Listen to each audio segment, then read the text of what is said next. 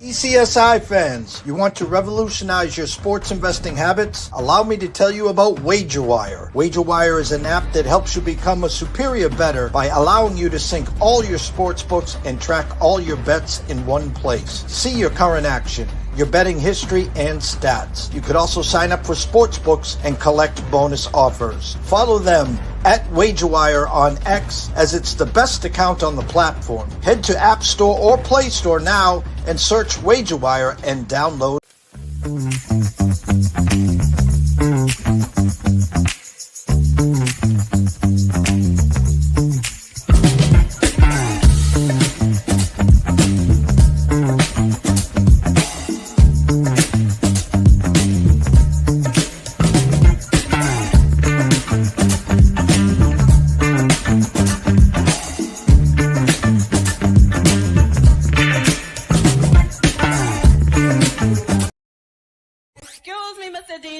Check this out, we got a great show coming your way. From the ECSI Sports Studios, the #1 sports information program in America, the Breakfast Bankroll, with your host, the sports broker, Jeff Dawson.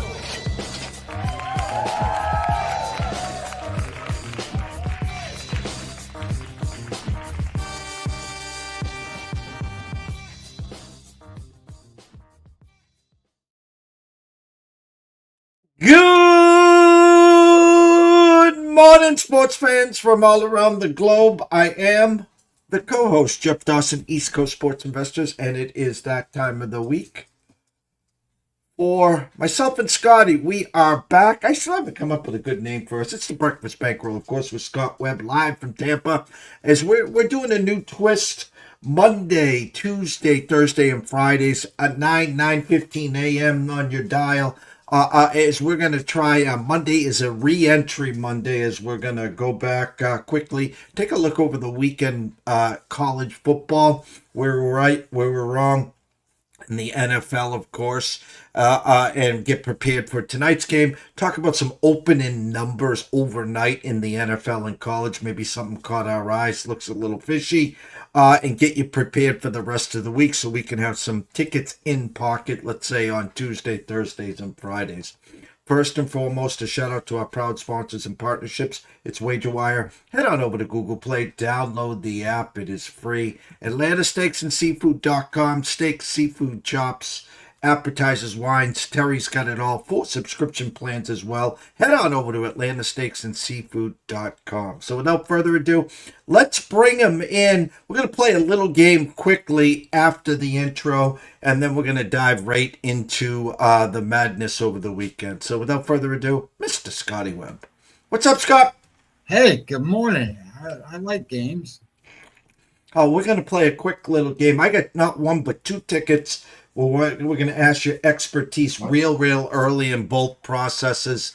But I'm just going to throw this out here, and I'm going to be 100% honest with you.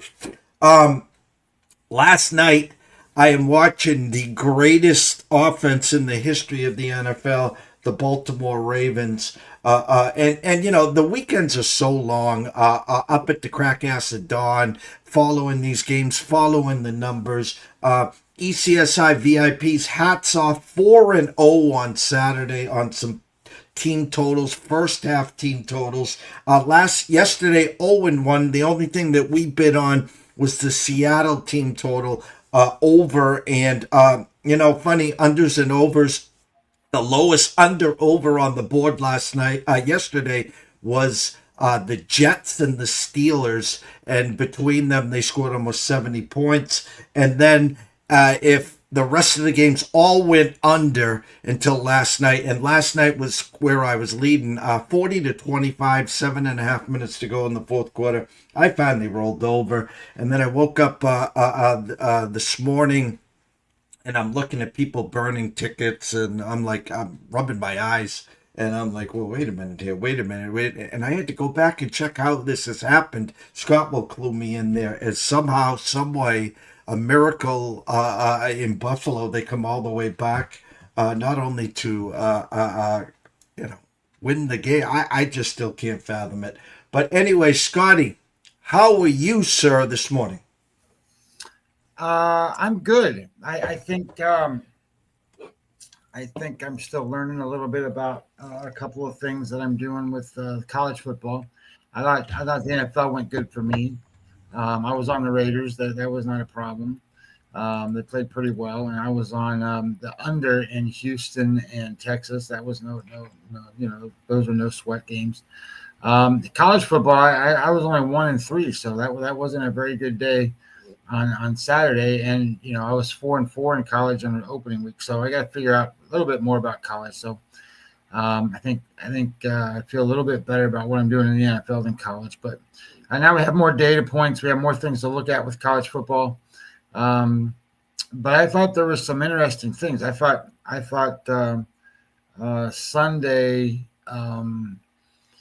was overall not good football, but at the same time, how can you say the Buffalo and the Buffalo game with Baltimore wasn't the best game you ever watched in a long, long time? Like, I mean, that was at some point, and I think us old school guys have to sit here and go, defense wins championships. That's all we ever heard.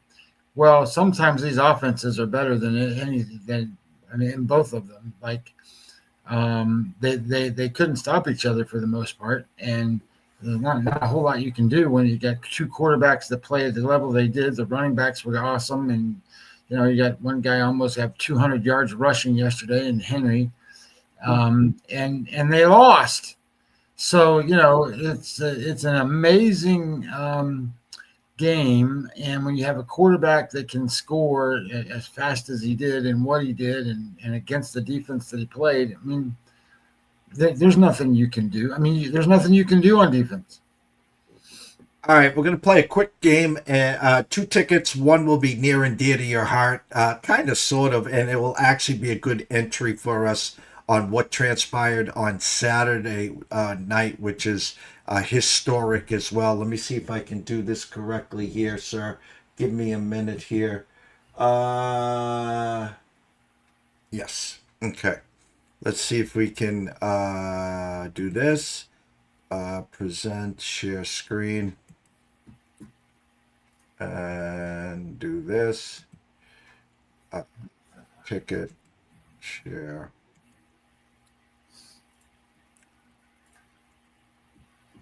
All right, come follow us along if you are not aware. Wagerwire.com /graphs odds calculator. If you haven't downloaded the app, you can go to Google Play, download the app. Wagerwire, Travis, Zach, Guy, Matthew Chappelle. The list is endless. Amber Hawley, Carol Bucks, myself. The list is endless. Come join us and have some fun here. Scotty, a $55 investment pays out $10,187. They already have one leg in, and that's Shea Gilders-Alexander. The last two pieces, the Dodgers World Series winners and the Bengals Super Bowl winner. Now go back Saturday night, history again with the LA Dodgers as Yamamoto spinning a no-hitter. 2 outs, bottom of the ninth, 3-0 lead, gives up a double to Jackson Holiday. They pull him with 111. Homer. Pull him with 111 pitches. That's okay. Here comes the bullpen. 5 minutes later, 4-3, Baltimore wins. Dodgers leaking severe oil. Padres leaking big time oil. We already know the Phillies lost Wheeler. The National League's up for grabs here. But again, a $55 investment, one in the boot. Dodgers next, and then we can sit and wait with the Bengals. Another historic second half. One first down and 11 yards for the whole second half. Yet they win the game, which again we'll get into later on. How would you hold on to this ticket? What would Scotty Webb do? One in the boot with the Dodgers to win the World Series right now? Well, that ticket's no good. So whether it's the Bengals or the Dodgers, I mean, the Dodgers probably have a better chance to win than the Bengals do. if you're gonna win the NFL championship, you're gonna have to play a little bit of defense. And if you're gonna allow a 45-year-old quarterback to be competitive, say 45, he's 40, Flacco, if you're gonna let him be competitive against your team, I think when you start to play the teams like Buffalo and you play Baltimore, and they got to play them, but they got to play Baltimore twice. Look, you're going to lose those games. So I don't think Cincinnati's, I don't think that they're qualified. So when you think about it, then you got to go to the Dodgers and you go, okay, well, they're as good as the other teams, but that doesn't make, and they're the front runners, so to speak. But I don't, are they better than the Phillies even without Wheeler? I don't know that they are. That lineup is so hit or miss, and they've been missing a lot lately. It just depends on when they get hot. So if they get hot and they do all right, then their offense can carry them through a lot of different problems. But I don't think that ticket's going to be a winner, and you only got $55 invested in that ticket. So how do you hedge against $55? I mean, you don't have like 2 or 3 or 4 things on there that you've already won with 1 pending. You got 1 winner with 2 pending. So my thoughts are is that you're not going to be able to salvage that ticket. I mean, $55 is not a lot, but at the same time, trying to hedge against the $55 to try to make some money off of that ticket, I don't know how you're going to do it. Currently, I mean, the Dodgers were 2.5, 3 to 1. They've been leaking oil now for some time. They're almost, I think they're $50 less right now than the Phillies in the national, actually in the overall standings to win this. As you're right, I think this ticket owner here's my suggestion. It's a sit and wait process. You only have, as you said, $55. You still have the favorite technically. There. I still think currently, subject to change, the winner of this year's World Series will come out of the National League. I still believe in that. But there's still 1 month of baseball to go. So my suggestion, Scotty's suggestion currently, is it's a sit and wait process. Let's see. We got a 3-week race now till baseball is over, till we get the full brackets, till we see the matchups moving forward. So again, sit and wait on ticket number 1. Me and Scotty both agree here. I'm going to go to ticket number 2. It's kind of intriguing here. And I want to thank Matthew Chaparral as he sends us these tickets so we can have some fun here. And this one, Scotty, you might enjoy. You're going to laugh at this one's got legs. This one has legs. Okay? This person invested $20 to win $15,640. He guessed the correct score. Mexico, USA 2 to 1 at plus 900. God bless this person. Minnesota Lynx to win the WNBA championship at plus 130. They're the prohibitive favorite to win that, and the Green Bay Packers. Now the WNBA will be getting into their playoffs, so he's got the favorite right now. The cash out offer $207 and the real value is $378. Again, a $20 play for $15,000. The Green Bay Packers introducing Mr. Parsons yesterday, dominated the Detroit Lions here. But first, you got to get through Minnesota here again. More of a sit and wait in my eyes, because I think Minnesota at worst will get to the WNBA championship, where you then can invest some money on the other side if you're feeling froggy. But thoughts on what you saw from the Packers moving forward? They look pretty damn good, Scotty. Yeah, I had no issues with the Packers, but the question in my mind becomes, is that because the Packers are good, or is that because, the Detroit Lions lost their offensive coordinator, their defensive coordinator, and that kind of stuff. So there's still, in my mind, more to be determined on the Packers, but I didn't mind it. I didn't mind it at all. I mean, think about the division they play in. They're going to play Minnesota. They're going to see what Minnesota offers tonight, and they play with the Bears. I think the Bears are a much improved team, and I think Minnesota is going to be a lesser team than what they were last year. You got a brand new quarterback in Minnesota, a kid that's never played. I mean, obviously he did well at Michigan, so he won a lot of games at Michigan. Maybe that carries over. Maybe it doesn't. They're going to be, I think, defensive focused, the Minnesota Vikings, as opposed to being offensive focused, even though they got a great wide receiver. I think that that puts Green Bay really in a spot where they're the best team in that division, in my mind. And if they're the best team in that division, I think you definitely want to hold on to your ticket, because that means they're in the playoffs, and they have a shot. And if they have a shot, you got to remember the NFC. The NFC is more wide open in my mind than the AFC is. I mean, the AFC is Baltimore, Buffalo. That's it. And the NFC, boy, you've got the Eagles, but I don't know that the Eagles they didn't dynamite impress me the other day when they were playing Dallas. So, and their defense certainly was a lot more shoddy than I thought it was going to be. Of course, these are all game one, observations and looks and whatever. But if I had to put Green Bay at home against Philadelphia, they can probably beat them. Of course, a different way on the road. But so I think that's a ticket that has legs there. I'm not saying Green Bay is going to win the NFL championship, but at the same time, I'm not saying they won't. I mean, they can certainly, I think, make the playoffs. And if you're in the playoffs and you're hot, then you've got a shot. I don't know the WNBA well enough. I mean, my guess would be is if you're the best team in the WNBA, it's kind of like, when you're the best team in the NBA. It's very difficult to beat you. So because you got the better players. So anyway, I would assume that if they're going to be the best team in the WNBA, they're probably going to win that. And then you only got one more to go. And I will say to this person, this ticket owner, hats off to them.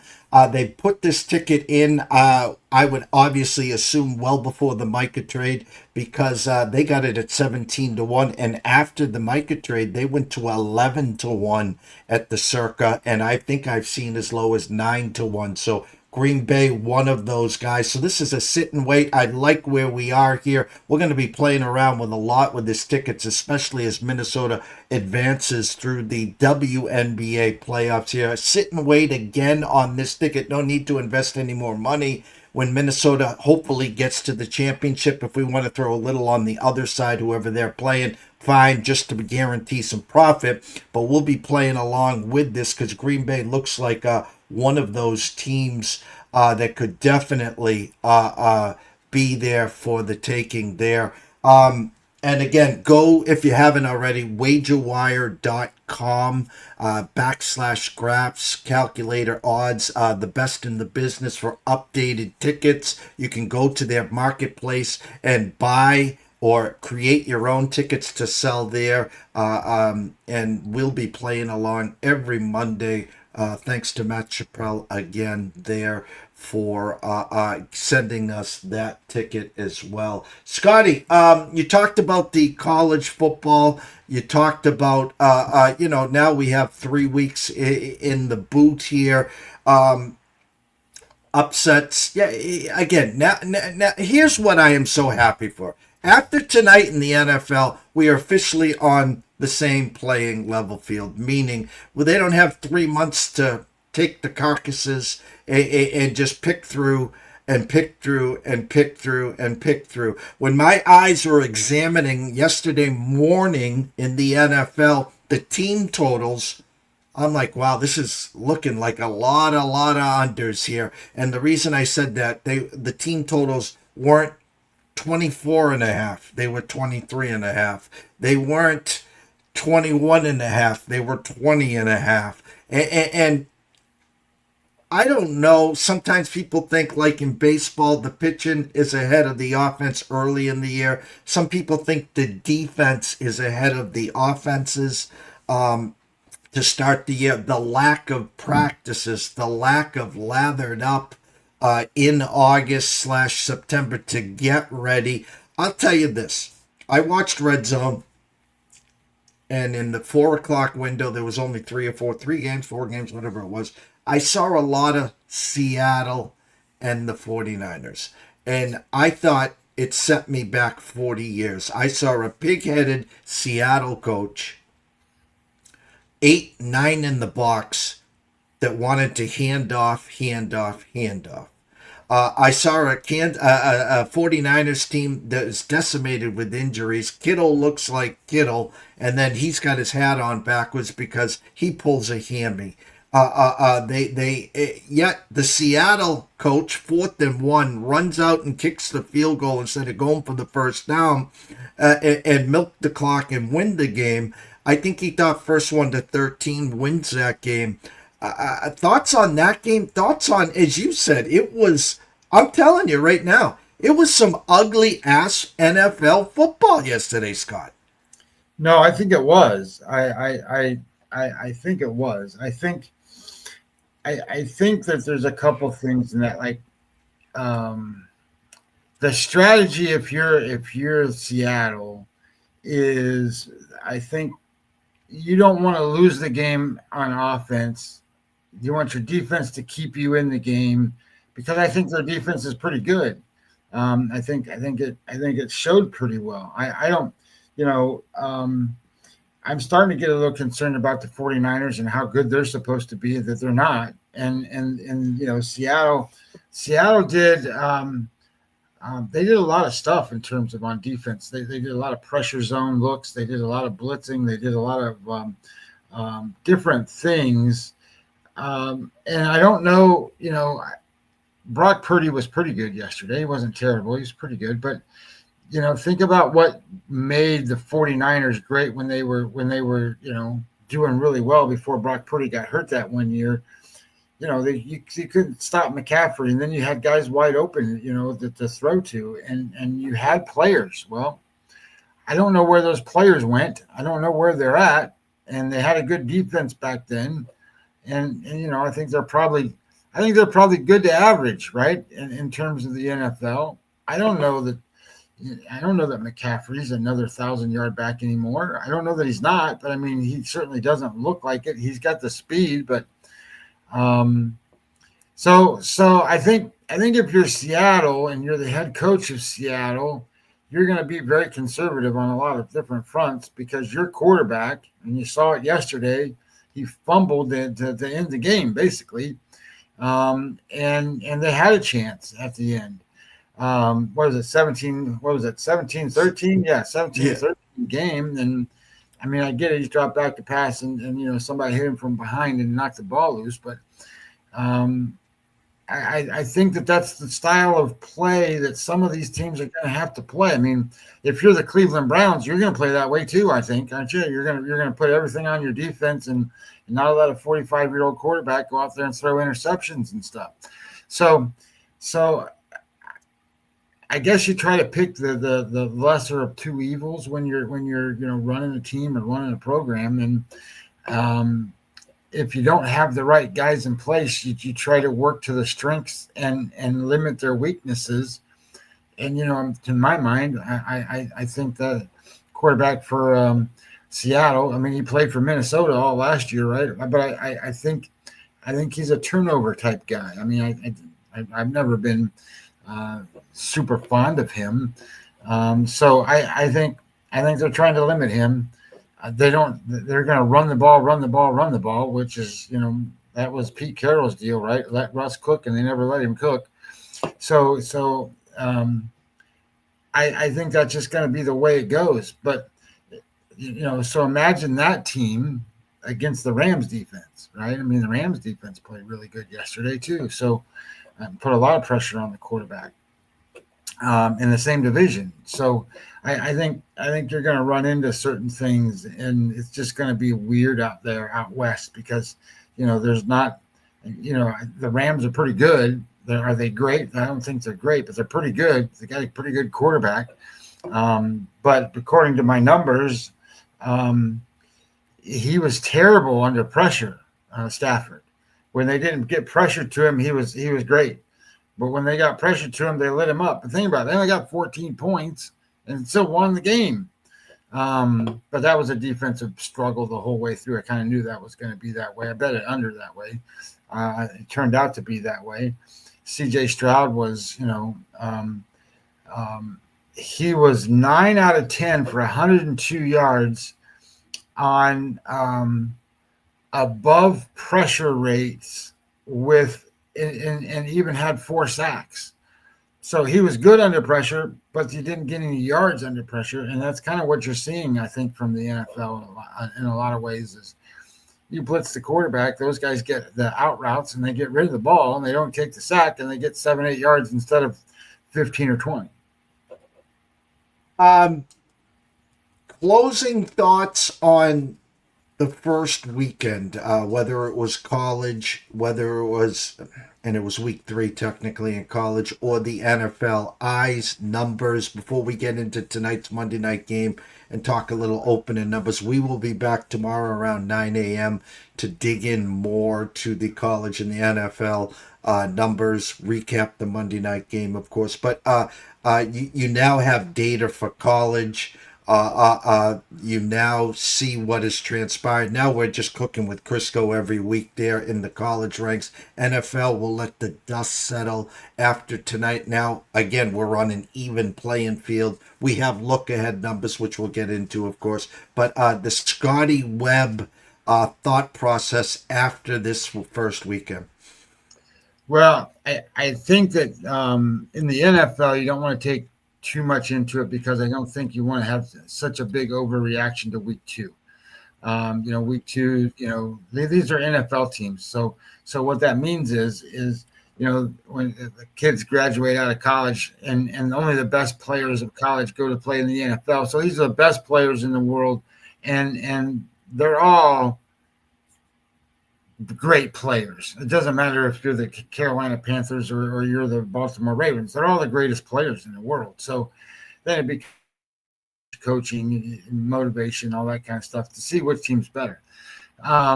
So don't get too far over your skis based off of one game in the NFL. You can have yours, I guess, encompassing views of certain things. I think we might have saw the best game of the year last night.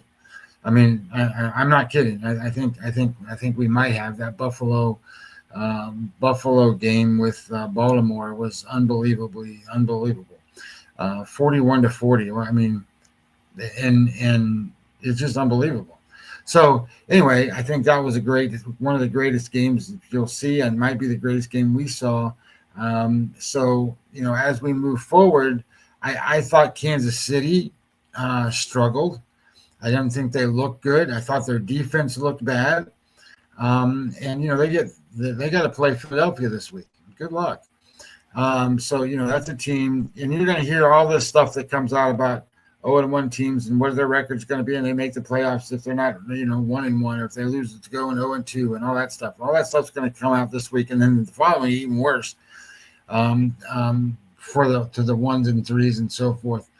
There's Russell says looks like there's only one complete team in the league. As you move these things and you start to look at stuff and you kind of go, I thought Green Bay was a big winner in week 1, and I thought that game we saw was a big winner in there. So we'll see how they match up against other teams. And the NFL is all about matchups, and it's all about coverages and what the teams like to do and how they attack. So we'll see how it goes. In college football, I thought there were some interesting things. South Florida won again. I thought that was kind of an impressive game. They beat Florida in Florida. I think that says a lot to the Florida program.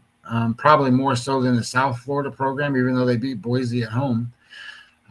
Too bad for South Florida that they can't really relax. They got to go play Miami this week.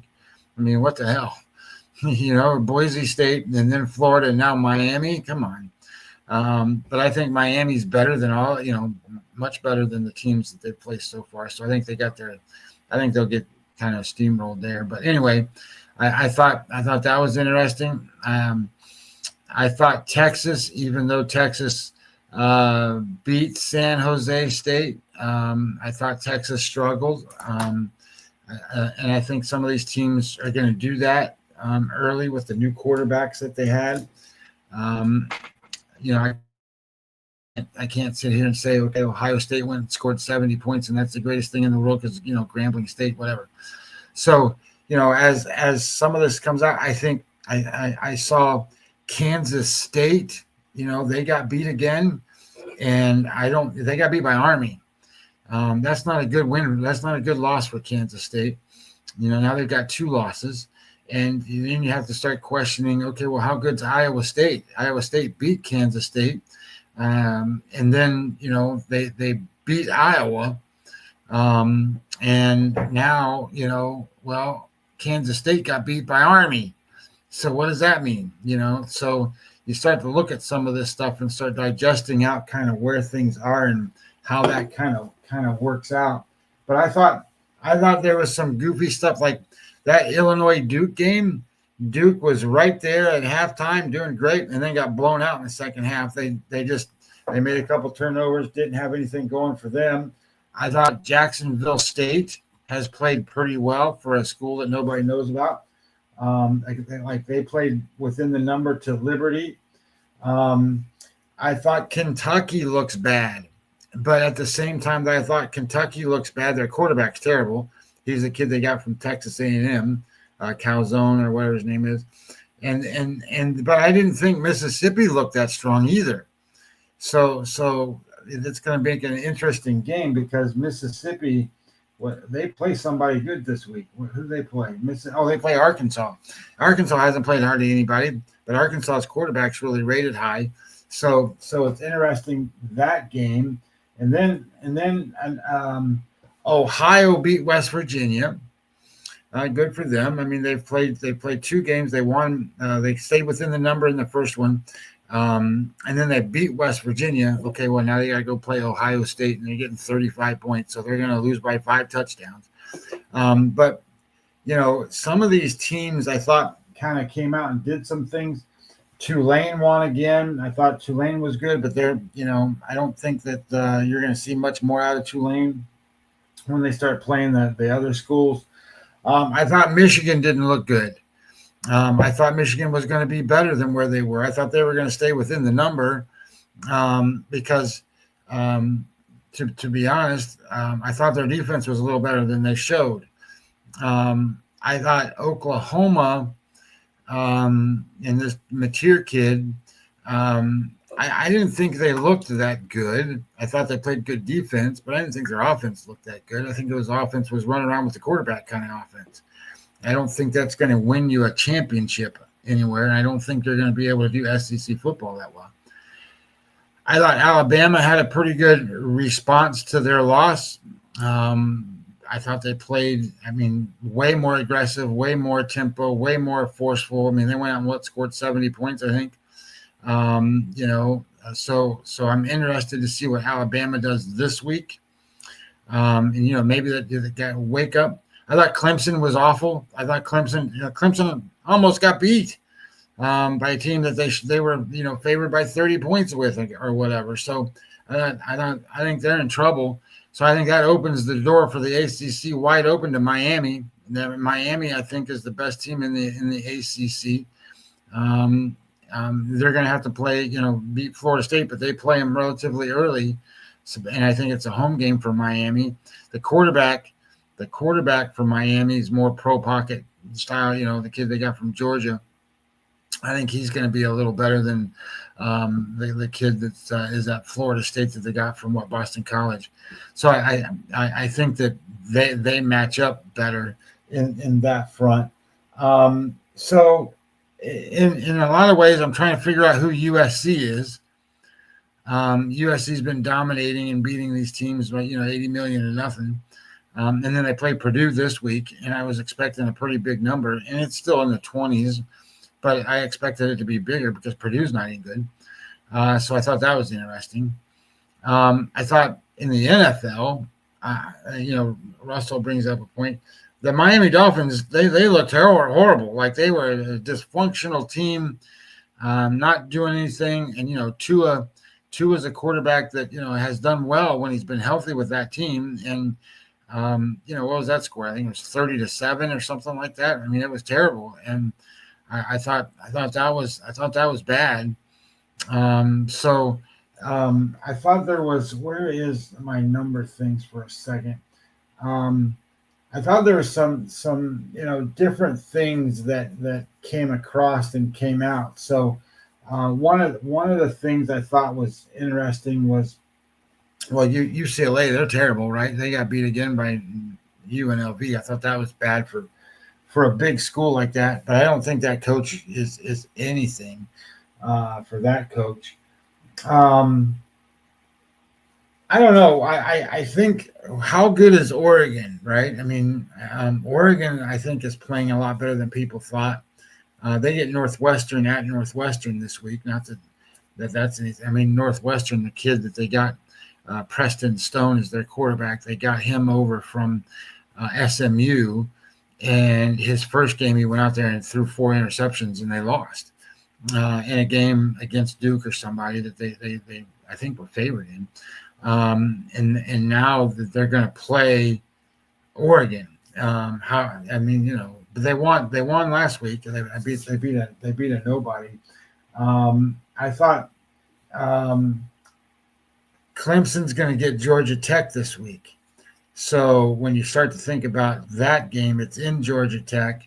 Georgia Tech has played pretty good football. I mean, I think as long as they don't turn the ball over, they got a good quarterback that's option driven. They got a good running back, and I guess theoretically, Clemson can't run the football, so they're going to throw the ball all the time. And if you can defend the pass and put a little pressure on the quarterback, you might have a chance there. What's interesting is that number is all over the place. The line was opened at 6. Today it's 4, and Kenny White's number is 1.5. So everybody they should say pointing towards the Georgia Tech side. So I don't know. Virginia Tech hasn't looked very good either. Wisconsin plays Alabama. I would be very surprised if Wisconsin stays within the number. Wisconsin was having a struggle against a MAC team again, and then blew it open in the second half. Their quarterback's not been very good. They can't run the ball like the old school Wisconsin teams could. This game is in Alabama, so I think that. So I think there's some fun games. Georgia, Tennessee. I don't think people have been talking about Georgia, and everybody's been talking about all the other SEC schools. I wouldn't surprise me if Georgia goes down there and beats them by 2 touchdowns. That's not what the number is. The number is 4.5 right now for Georgia, and it opened at 6.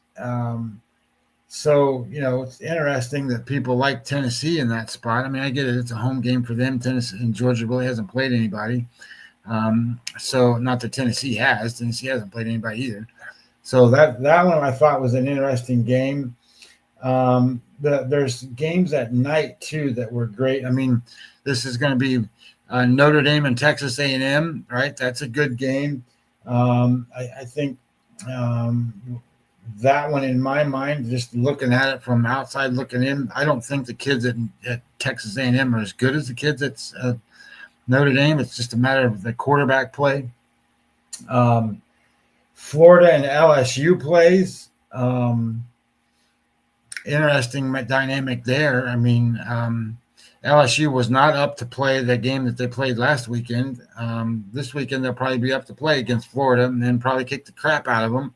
2-touchdown win or something, at home. That wouldn't surprise me at all. I'm trying to figure out how good Arizona State is. This is a team that was really good last year. Kenny's got them, again, as a bigger favorite this week than what the public thinks and what the number is. And Texas State's been good. So Kenny's got them 18.5. The number's 14.5. Texas State, they beat UTSA last week. So, it's college football. It is what it is. We'll see how it all plays out and goes. one other thought just randomly popped in my head. I don't know why. But I thought the New York Giants quarterback play was not very good with Russell Wilson. And then I thought the quarterback that was there, who went to Indianapolis, had a pretty good game. So I sit here and think about, these guys that moved around.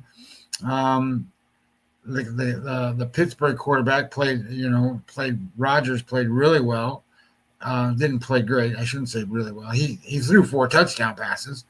But Justin Steele played really good too. So Justin Fields. So I thought that was a pretty interesting matchup. I was very surprised Pittsburgh gave up that many points to that offense, but whatever. I mean, it is what it is. It's especially at the beginning. So I'm more interested in college football this week than I was last week. Not that last week was terrible. It's just the matchups weren't that good. I didn't think. Thought there were some interesting ones. I think this week you have some higher profile games, so that makes it more fun. And I think the NFL had a pretty decent opening week, but I don't think the quality of football was good yet. And to your point at the beginning, I do think that defenses are ahead of offenses. I do think this thing about, the not playing a lot in preseason and stuff for injuries is very fine and very, very good. And they do play a lot of practice. They do get a lot of practice in, these first-teamer guys. But I think that they're not necessarily in sync, ready to go game one, and I think that shows. That doesn't necessarily mean game two is that much better, but I think that they'll kind of grow into that.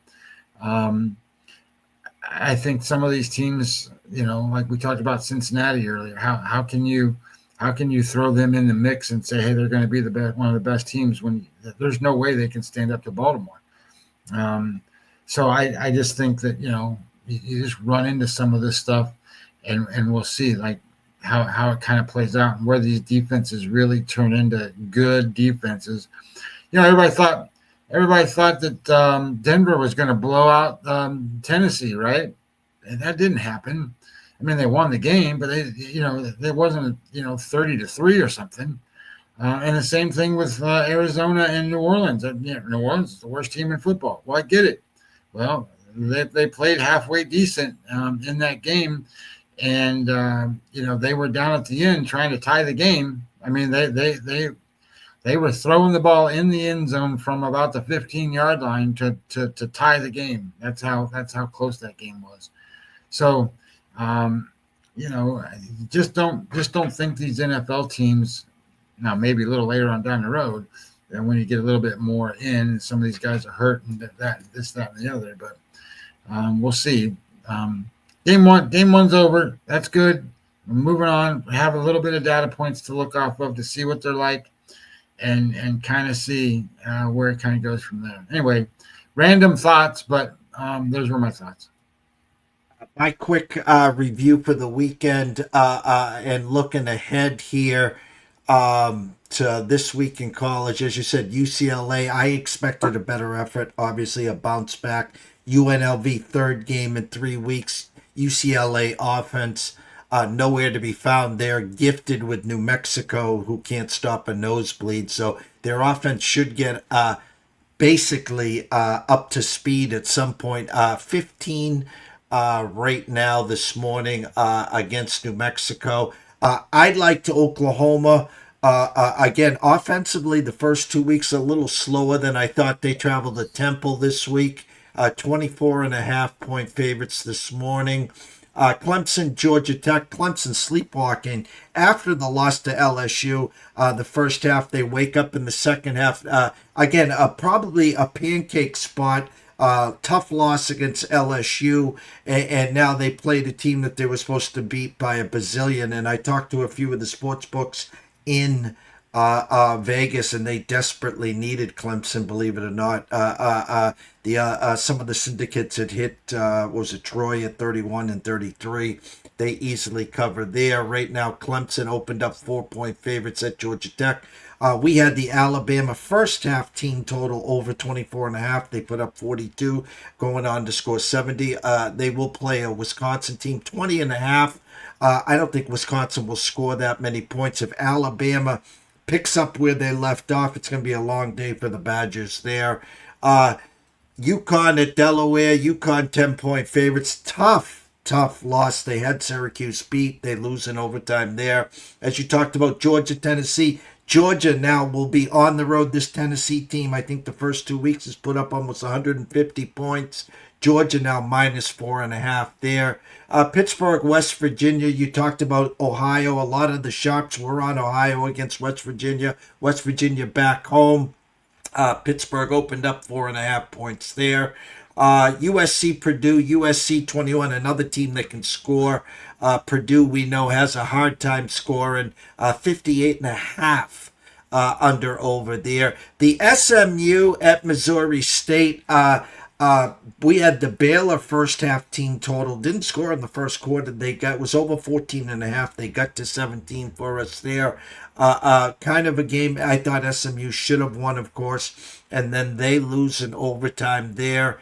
Iowa State coming off, that rivalry game. Anyone that got the hook wins that one against Iowa. Iowa State, Arkansas State can score. Will they score against Iowa State? UTEP, Texas, thanks for playing. Archie with a bounce back over the weekend. South Florida, Miami, you talk about the disrespect card. I was talking to some colleagues. Maybe Boise State isn't as bad as we thought they were, and South Florida was that good. Again, to beat Boise State and then to go into Florida, 18-point dogs to win outright. Now 16.5-point underdogs. Tough to go back to back to back, but if they ever beat Miami this week, which I don't think they will, of course, hats off to them. Ohio State, you talked about. Arkansas, Mississippi, 8.5. This Arkansas team can score. They can't stop a nosebleed there. 63 on the under over there. Florida, LSU, 9.5. Now again, perfect bounce back spot for Florida. Peeking ahead. Good first week. Lose at home to South Florida. Which LSU team will show up? And of course, which Florida team will show up? Texas A&M, Notre Dame, a revenge spot for Texas A&M. They lost opening week last year, Scotty, to Notre Dame in a hard-fought battle. So Notre Dame opens up 6.5 there. Duke, Tulane, 3-point favorites here. Duke, as you said, good 3 quarters and get blown off the map against a good Illinois team, by the way. Tulane -3 there. I am with this one in the college. BC, Stanford, BC 10.5. Listen, BC's got a quarterback, guys, and a game though they took Michigan State to double overtime. They lose 42-40 on a 2-point conversion. Hats off to Mr. O'Brien. They put up 66 opening week against Fordham, which is Fordham, of course. Well, they put up 40 to a Big Ten team on the road, so which BC team will show up will be interesting there. Again, 10.5-point favorites this morning. NFL, for me, week 1, we talked about Dallas, Philly. Listen, you can't get lathered up to start the game and then halftime, get lathered up again, and then an hour delay, and no one score. Imagine having all the people that had the over, was it 47.5, 41 points scored at the first half, and they don't get over there. Kansas City and the Chargers, 3rd and 13 or 3rd and 14. If the ends contain, they stop the run by Herbert. Mahomes gets the ball with less than 2 minutes with a chance to win the game. We usually know how that finishes there. Pittsburgh and the Jets, as I said, 38.5 was the under-over, the lowest out of any game. And they score over 60 points. Miami, an absolute mess. Again, congrats to Russell. Great Daniel Jones and company defense. Miami hosts New England, divisional game. Loser goes to 0-2. Listen, I'll tell all the Miami fans, your coach probably won't make it to the end of the year. And do yourself a favor. rip the Band-Aid off, call up Kansas City, and say, all right, will you give us a third round? What will you give us for Tyreek Hill? Get him the hell off the team right now. I know Waddle's hurt already. Just get rid of him. Get what you can for assets. Let him reunite with Kansas City, and then you decide what you're going to do moving forward there. Carolina, Jacksonville, I was wrong. Again, an hour rain delay in Jacksonville, just like Saturday in Jacksonville State. Jacksonville boxed the wire. Defense looked great. Carolina looked awful. Giants, Washington. Listen, guys, trust and respect the opening numbers. I don't know how many times I have to tell you guys this. That line opened up at 7.5 for a reason. It only could go one way, and it did. Hook, line, and sinker. The public trendy dog of the week was the Giants. Washington boxed the wire. Russell Wilson looked like ass. Again, guys, do yourself a favor in New York. Daboll, if you respect and want to coach next year, get Dart in there. See what you got. Because if he's not your franchise quarterback, there's 4, 5, or 6 quarterbacks coming out next year. So take care of that. Cincinnati, Cleveland. Listen, I was wrong. I had Cincinnati -5 in the Westgate pool. I don't know in what world, now unless they were playing keep away, which they were, how Cincinnati with this high octane offense can have 1 first down and 11 yards in the second half and still win. I know it was the missed extra point, the missed field goal. I get all that. Cincinnati, I don't know what you're doing where you protect the defense. I know your defense sucks. I get it. You won. You're 1-0. That was the gift that keeps on giving. So just be careful there. Las Vegas and the Pats, I liked Las Vegas. Listen, the Pats got issues. When Geno Smith comes in, throws for over 300 yards. Bauer's a little nicked up. He says he's fine. No Christian Gonzalez. Drake May, you guys always forget, again, hook, line, and sinker. Drake May has won 1 game in his life. Okay? 1 game.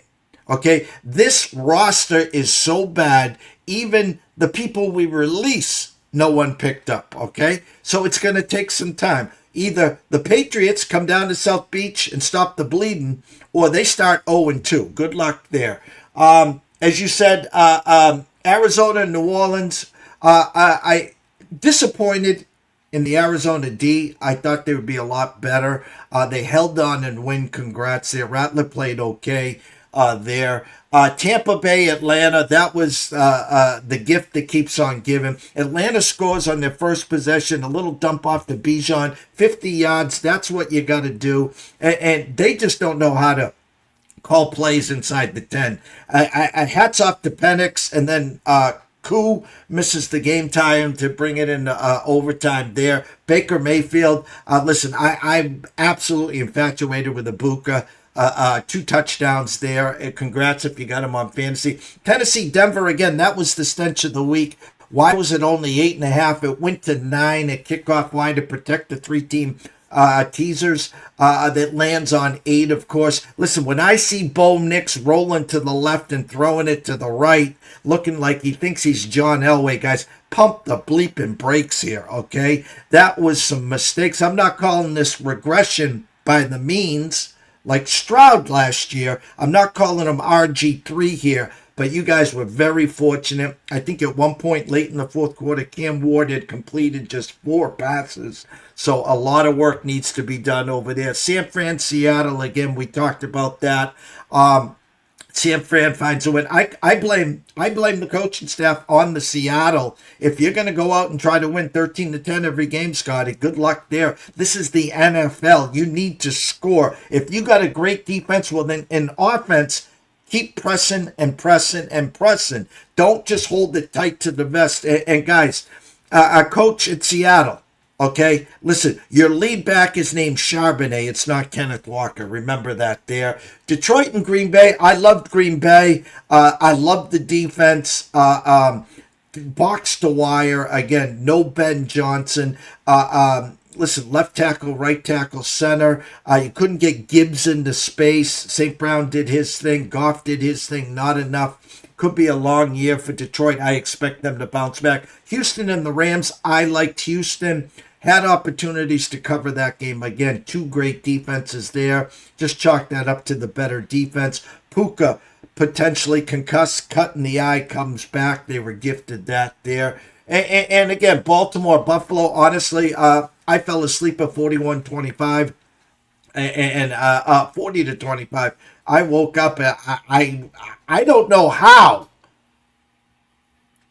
Buffalo got 3 possessions in the last 7.5, 750 to come back and win that game. How did that happen? Well, they scored, right? They had their regular possession, and then they kick off, and then of all things, they catch a break. Um, um, King Henry fumbles, and they get the ball, and they only had like 1 or 2 plays in that drive, so they didn't. I mean, it was just right away, bang! They get the ball back, short field, score another touchdown, but they didn't make the 2. They went for 2, so they're still down. So they kick off, and Baltimore gets the ball. They don't make a first down, and timeout. They use all 3 timeouts. They ended up with I think a minute to go, 50-some seconds to go. They punt, and they go right down the field, kick the field goal, and win the game. That leads us to tonight. Minnesota opened at 2. It's basically a pick. Listen, guys, again, trust, respect the opening number. This is a J.J. McCarthy quarterback that was drafted with high expectations to go out and replace Sam Darnold. This is the 3rd quarterback in 3 years. Kirk Cousins, Sam Darnold, now J.J. McCarthy. They opened up 2-point favorites versus at Chicago, Ben Johnson, Caleb Williams, year 2. Again, trust and respect the numbers. I've been on Minnesota side the whole time here. Here, Scotty, that leads me to your thoughts on tonight's game. Yeah, I don't know how to handle this game in a sense of 2 things. One, I obviously it's a divisional rivalry game. It's a home game for Chicago. If Chicago's the home dog as a divisional rival, I kind of like that. Now, having said that, I think that Chicago's made a lot of moves in the offseason and brought in a lot more talent. They're a lot better team. They brought in, a new head coach, new offensive coordinator, all that stuff. So they got a lot to kind of work through, but they got a quarterback they really believe in. Now, Minnesota on the other side, I think is one of these teams that, they're going to have a brand new quarterback. I think last year at one point they were like 14-2 or some stupid number, and winning a lot of these games, kind of slight and under the radar in a sense that they were 1-score games and just win them at the end of the game and do a lot of stuff. I'm not saying they were lucky. I'm just saying that they were record-wise better than what their actual team talent was, and I think that showed up in the playoffs. So I think now that you're going to have another quarterback here, 2 things. A, I don't know that this quarterback is any good. I think he's going to be good. I don't know that he's any good. But B, I don't know that the quarterback last year was any good, to be honest. I think they found a way to put themselves into good spots. I think their defense is pretty good. So I run into the idea that what's the total in this game? 44 right now at Profit X with Minnesota -1. Actually, that was on the first. What do you have for an updated? The updated number. Let me go get an updated number on that game. I got right now 1.5 at Circa with a 43.5. Profit X is Minnesota -1, 108, and a total of 43.5. So, look, these games didn't go over yesterday. Not hardly any of them. 2. That's what I'm saying. Hardly any of them went over. This is a divisional matchup, and you're going to go ask kind of a rookie quarterback to go play and score a lot of points. I didn't know. No, 43 is not a lot of points. If it's 44, if you can get 44.5, I mean that's a good number to me to bet under. I don't think there's going to be a lot of scoring. I really don't. I think this is going to be a kick punt. Try to play defense and see where that goes. I know you like the Minnesota side. The number tells you that you like the Minnesota side. I don't think divisional home dogs week 1 did well this week. If you look at And when you look at where they go, I think Cleveland might be the only one that covered in that spot. Um, I'm just going to go with the guy that's played more. I'm going to take Chicago. Um, I haven't bet any of this, so don't think that I bet it. I'm just in my mind. If I had to bet it, put a gun in my head, I would either look at under or I would look at Chicago. And I know you would like Minnesota, so I haven't done any of it. So Uh, and I'm going to wrap it up here before I get your closing thoughts. An amazing, amazing. Now, again, we talk about overreaction week 2. Everyone remembers what they saw last, and now they get the numbers for next week, and they're sitting there and they're like, "What? What? No, how is this number this?" Thursday night. I mean, you must watch TV. Washington travels to Green Bay. Right, and Green Bay 3.5 with a 47.5 there. Miami 1.5 on Sunday with a 44 against New England. Cincinnati only -4 against Jacksonville. That smells to me. Baltimore -13 against Cleveland. Listen, if you're in a suicide pool, I tiptoed and I took the train wreck with Denver just to get by. I will be on the Ravens this week to bounce back to 1-1 there. Dallas 5-hook against the Giants. I know a lot of people that might run to the Dallas side there. Again, divisional game there. Rams 4.5 at Tennessee. Be careful there, guys. The Buffalo -7 against the Jets. I thought Justin Fields looked amazing in the tough loss there to Rodgers and the Steelers. Detroit only 5 against the Bears. You're going to have to see what the Bears look like. Number one, and also remember this, people, short week for the Bears. Play Monday night, got to rest on Tuesday, travel on Saturday there. Seattle travels to Pittsburgh. Pittsburgh only -3 with a 40.5 there. San Francisco 6.5 at New Orleans. Again, the will Kittle play? I doubt it. McCaffrey had a bazillion touches there. So walking wounded. Do I think San Fran will win? I do. But again, the same number as Arizona, so be careful there. This one kind of surprised me. Arizona only 6.5 against Carolina. They must know something I don't know to not start this one at 7.5 or 8. The public will push that at least to 7 or 7.5, Scotty. Denver 2.5 against Indy. Russell, good luck there with that defense, let me tell you. But Daniel Jones played great. Protect the ball there. First one to 23 probably wins that game. Philly, 1.5 point favorites at Kansas City. That is at 425, a revenge spot, obviously, for Kansas City, the Super Bowl rematch. Only a 46 there. So, again, the numbers tell me 24-23 there. Atlanta travels to Minnesota. Minnesota only 5. Again, you got to look and see what Minnesota does overnight. Monday night, 2 Monday night games. Tampa travels to Houston. Houston 2-point favorite there. So, again, Baker Mayfield and Tampa will have some fun there looking at that defense. And then the Chargers travel to Vegas. The Chargers 3.5 point favorites, 45.5 there. Anything surprising to you on the early releases to this week's game, Scotty? Well, the look ahead number for the Philadelphia Kansas City game was Kansas City -1.5, and now it's Philadelphia -1.5. So we have a flipped favorite there.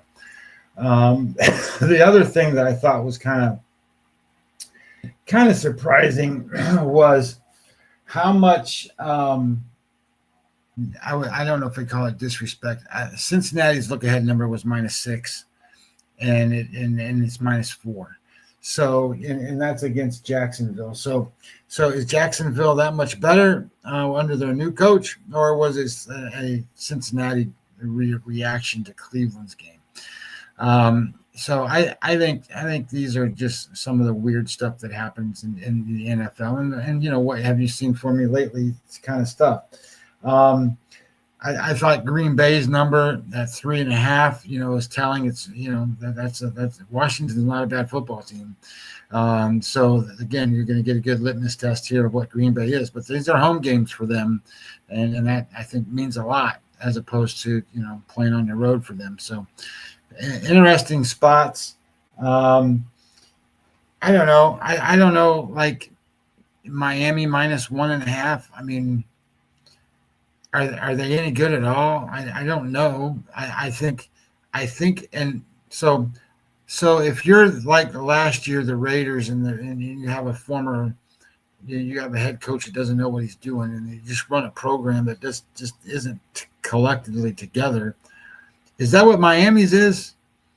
I don't know the answer to that question yet, but Miami looks distraught, disorganized, not functional, and I think a team like New England, with a real head coach with a real system, can beat a team that has no organization, no structure, no nothing. I mean, they can, just because they're coached better, and I think in the NFL, I think that matters.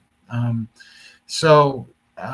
don't know if I would take New England in this spot or not. I'm just in my head thinking about different things as I look at it. I haven't made any bets on Monday. I might not make any bets until tomorrow, see what more stuff happens, what more kind of line moves. I like to know the injuries a little better, especially in the NFL.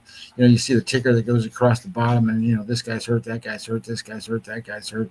The Raiders, Brock Bowers, is he going to play, not play? I mean, they said he's got a sprained knee or something. So all of those things matter to the key players. So, and then, I know this doesn't, we're doing football, but hey, look, it's interesting to watch what's going on in baseball right now. I mean, one of the things that interests me to no end is these teams trying to make it into the playoffs, but as they keep trying to make it into the playoffs, they can't win.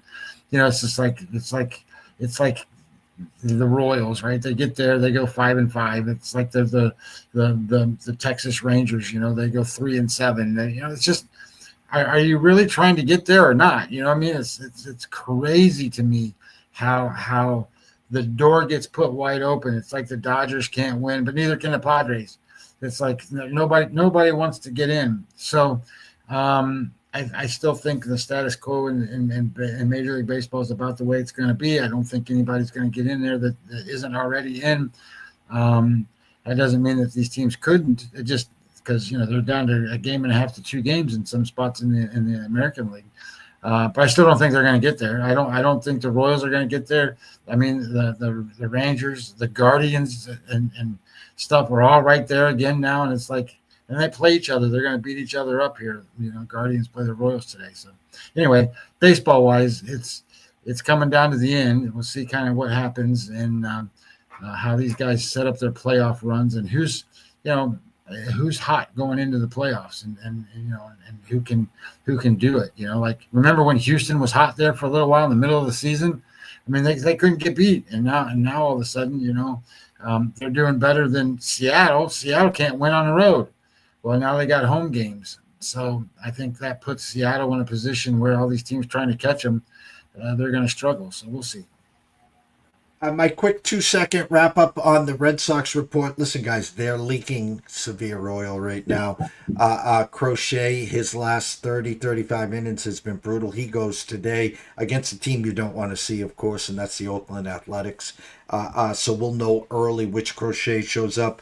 Mr. Tolley, welcome to the road in the MLB. If he can't throw strikes, forget about it. They're babying him. 1 start a week. Couldn't throw strikes. Next thing you know, 4-5-0. Thanks for playing there. No Roman Anthony. A couple other players banged up. Alex Bregman going to go out probably to free agency per passing to meet up with Kyle Tucker and Schwarber. So the big 3 for next year. Hot stove in December. Me and Scotty will be talking about there as well. Do I want to see the Red Sox get in? Of course I do. But again, the way the team is built right now with the injuries and the way they're playing, I still think it's going to be a tough ask there. Tomorrow, 9 a.m.-ish, 9:15, set the notifications. Me and Scotty will be back. We're going to break down the opening numbers in the college ranks and the NFL. We'll recap the Monday night game as well. Maybe get a couple in pockets there. And then Wednesday through Friday is up in the air. I got wheels up at 7:05 Wednesday morning as myself and Anthony Pepe, Food Truck Festivals of America, heading down Scotty's Way to Panama City Beach for a festival on Saturday. So the show schedule, Wednesday will be dark. I'll know that for a fact. Thursday and Friday, I'm going to try to squeeze some work in with Scotty so we can get you guys up to date for the Thursday night game and, of course, get you ready for the weekend. Shout out to Russell Saylor. Again, congrats. Want to know. Looked great, Russell. We know who your quarterback is moving forward. Let's keep up the great work. So for myself, Jeff Dawson at EC Sports Investor, one and only Scotty Webb at Webby21 MLB. We wish everyone a blessed day. Guys, it's a new week. Okay, you survived the weekend. You survived the 3 months of cherry picking. Listen, if you had a bad week, don't come into Monday fresh week and think you're going to get it all back. If you need to scratch an itch, figure it out. ECSI VIP, congrats on Envelope Monday. We will just keep doing what we're doing. We're going to sift through the madness. We're going to get the spaghetti strainer in the college ranks, in the NFL ranks. We're going to figure out where we have an edge, and then we'll pick and choose, cherry pick the rest of the next 3-week sprint of baseball and get ready for the MLB playoffs. So, every guys, enjoy yourselves. Have a great day. Start of the week, and we will see you soon.